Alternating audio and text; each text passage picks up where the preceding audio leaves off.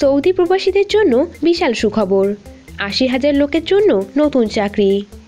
মধ্যপ্রাচ্যের অন্যতম প্রভাবশালী দেশ সৌদি আরবের জ্বালানি, শিল্প ও খনিজ সম্পদ বিষয়ক মন্ত্রী ইঞ্জিনিয়ার খালিদ আল ফালিহ বলেছেন, সে দেশের বাদশাহ সালমান কমপ্লেক্সে এখন পর্যন্ত ৬০ বিলিয়নের বেশি রিয়াল বিনিয়োগ হয়েছে।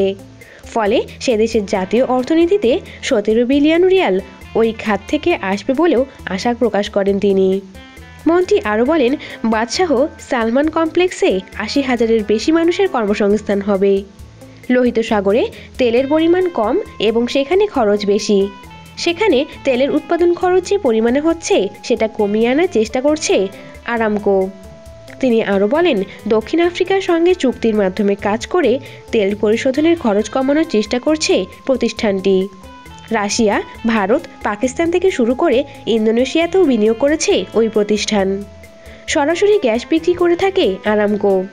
ফলে গ্যাস সংগ্রহ থেকে শুরু করে বিক্রি নিজেরাই করার কারণে লাভের পরিমাণও ভালো থাকে তাদের।